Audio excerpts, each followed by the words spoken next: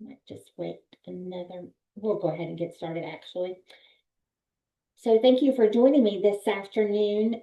Today's topic is smart giving, strategies for maximizing philanthropic impact. And during this time together, we're going to explore the concept of smart giving and effective philanthropic strategies to maximize impact.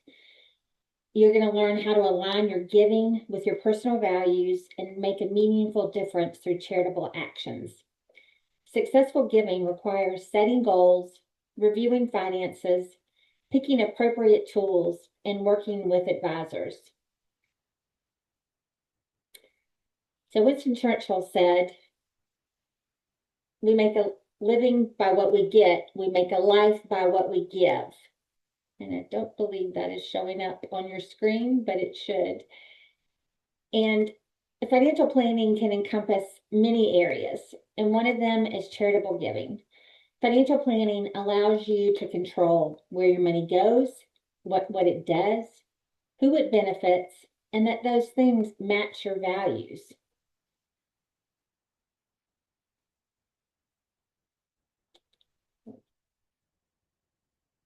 So charitable giving involves donating money or goods or services to nonprofit organizations. Some common methods of giving include cash donations. That's a simple way to give, and most people do that frequently. You could also give donations of stock, and a lot of people will do that with highly appreciated investments. You can make in-kind donations. That's where individuals choose to donate goods or services, which can include clothing, food, vehicles, or professional expertise. You could give through bequest. Estate planning allows individuals to donate a portion of their assets to charity upon their death, creating a lasting legacy while potentially reducing estate taxes. And then you can also give through volunteerism. Giving back doesn't always involve money. Many organizations rely on volunteers to support their missions through hands-on work, mentorship, or advocacy.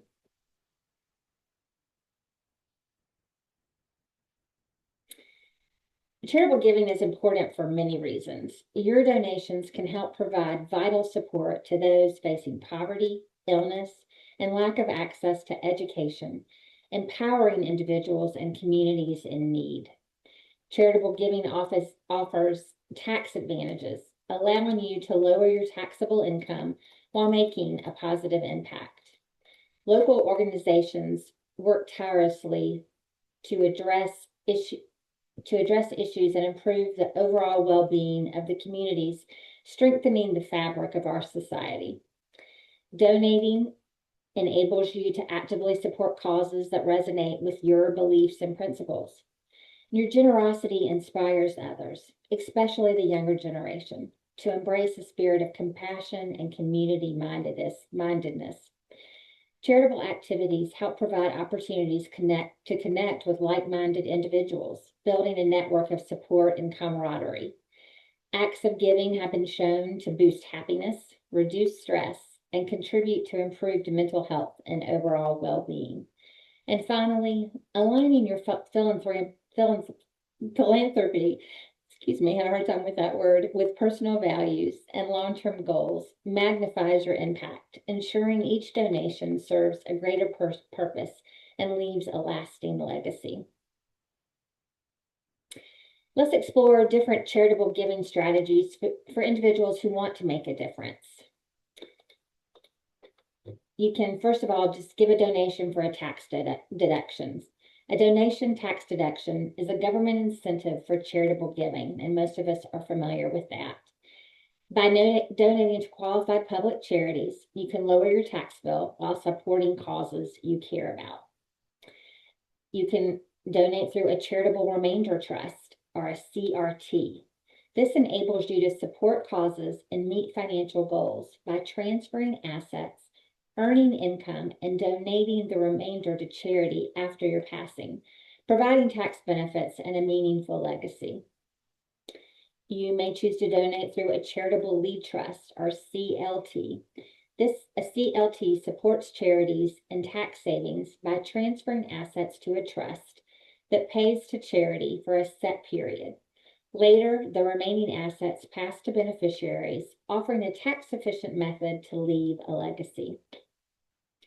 A charitable gift annuity is a donation to a charity that helps provide a lifetime income stream, tax benefits, and financial security in retirement. Corporate giving strategies involve supporting charitable causes through donations, volunteer programs, matching gifts, and sponsorships, enhancing a corporation's brand reputation and employee morale while fulfilling social responsibilities.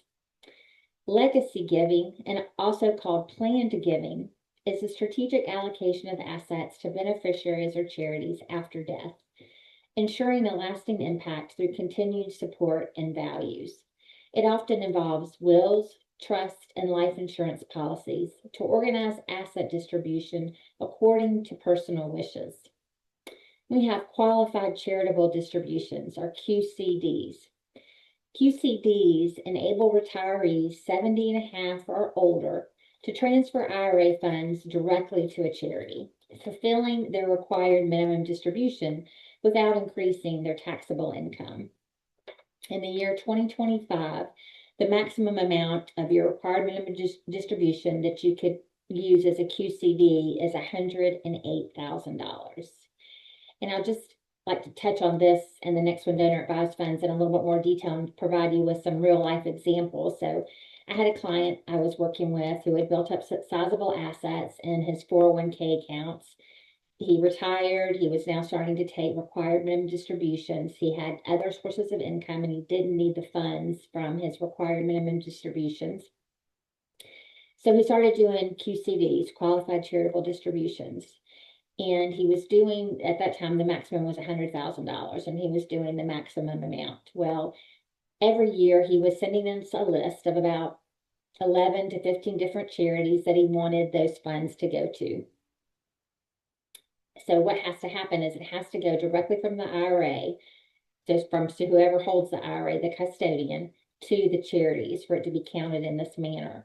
So he would send us that list of charities, and some of them were just charities that had sent him a mailer, things that he didn't really know about, but he was very charitably minded. He had a great heart for giving back. He just really hadn't taken the time to think about it and to come up with a plan. So I suggested that we be more strategic about it, and I invited him to meet with the head of the Athens Area Community Foundation, and we sat down with the client, his son, the head of the Athens Area Community Foundation, and myself, and talked about what was really important to them. What did they value about giving, and where could they make the most impact with these dollars? It was a great undertaking. What came out of it was he decided to set up a scholarship fund through the Athens Area Community Foundation for nurses at Athens Technical College, because he was a doctor and he had a daughter that had passed away many years ago at a young age, and he wanted to name it after her. And that way now they have his son was thrilled about this because his daughter had never met his sister, and now he had a way to to kind of talk to her about her and pass on this legacy of giving. So the scholarship will stay in perpetuity, will always be given out, and the family has a way to carry on the legacy of someone that was very important to them. We also decided to donate a little bit more to a few charities instead of the whole long list to make a larger impact. The director of the foundation was very helpful in telling us, what charities most matched his values and what he was passionate about and where he can make the most impact. And then ultimately, what worked out great for me was that now, instead of sending 15 checks out to different charities for him, I send one check to the Athens Area Community Foundation, and they take care of all the rest. So it really simplified things. It created another partner for us and for him to go to just, again, to be more intentional about his charitable giving. Finally, another way that you can give, another strategy, is a donor advised fund. And these have become very popular of late. It's similar to a foundation, but it's for anybody. If you think a foundation, you have to have millions and millions of dollars. It's expensive. It's expensive to manage, expensive to set up. Well, a donor advised fund is that on a much simpler scale and really for any dollar amount. So it allows tax deductible charitable donations with donor control. It's like having a personalized charitable savings account. It streamlines philanthropy management, potentially enabling tax-free growth and creating a lasting community impact. So, and here are just a couple of examples. I had a client at the end of the year, because a lot of people think about this at the end of the year, and you have a lot of charities that are reaching out. We have Giving Tuesday coming up. A lot of nonprofits really do a fundraising push at the end of the year. But so this particular client really was just trying to scramble at the end of the year to get a tax deduction, excuse me. And he was always giving highly appreciated stock. So he was trying to come up with the charities that he wanted to give to, having to transfer the stock to them. Then they had to take it. They typically will sell it immediately and then use the funds. What I advised him to do one December was to instead put the stock into a donor advised fund. So the donor advised fund acts as the charity. So as soon as you contribute to the donor advised fund, you get the charitable deduction. You've made the gift to charity. Then you can keep the assets invested. He could keep the stock that he had if he wanted to. What we did was we sold that stock in the donor advised fund and invested in a more diversified portfolio that was a little less risky. And then he told the donor advised fund to make the distribution to his charity. He owned several restaurants, so he was very passionate about the food bank of Atlanta. So he ended up making distributions through the donor advised fund to the food bank. But now he has a pool of assets set aside where he knows where his charitable giving is going to come from. He has the time to be thoughtful about where he wants to give and do giving that more closely aligns with his values, and he's not scrambling around at the last minute. And I think the nonprofits like it because they're not having to accept the stock and then figure out what to do with it, have somebody sell it for them. The donor advised fund is handling that for them. So the donor advised fund gets the stock, and then the donor advised fund just pays the charity in cash. Another example is what a lot of people are choosing to do right now is to bunch all their charitable contributions in one year. And this is a great vehicle for that. A donor advised fund is a great vehicle for that. So say if you typically give $10,000 a year, well, that no longer puts you over the standard deduction on your taxes because the standard deduction has become so high. So you have no need to itemize. So you're really not getting the benefit of that charitable deduction.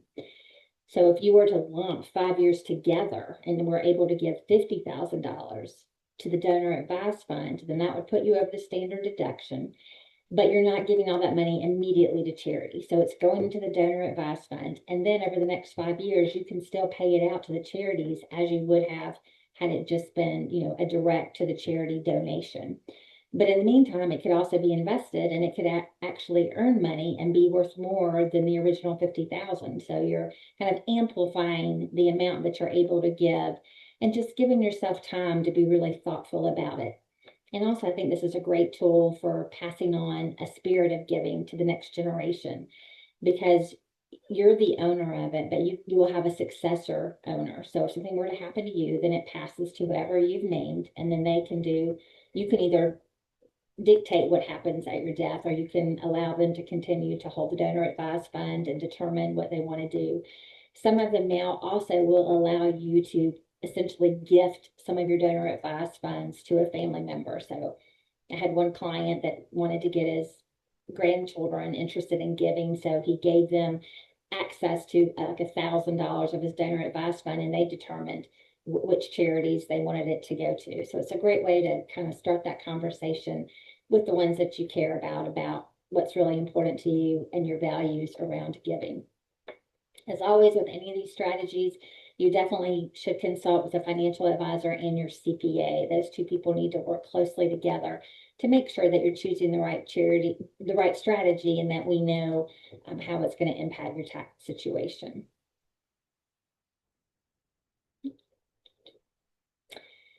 So what are the steps to implement charitable giving strategies? The first step would be to identify your goals and values. And that's something that I love to do with my clients through the financial planning process. And when we're talking about charitable planning, is talking about, what it is they hope to accomplish and what are the causes that they care a lot about. When you choosing your charitable priorities, reflect on your passions and experiences, assess community needs, and consider the lasting impact of your donations. And use the tools available to you, like the Athens Area Community Foundation in our area is a great resource for research on charities and to understand what the needs are, what the interesting things that are happening, that are happening in our community or in your community are at the moment, and what might pique your interest. Doing this exploration will help clarify your goals and values and shape a giving strategy that aligns with your passions and creates significant change. Step 2 is to evaluate your financial situation. Work with an advisor to create a charitable giving strategy that aligns with your budget and your long-term objectives. Your advisor should also be working closely with your tax professional.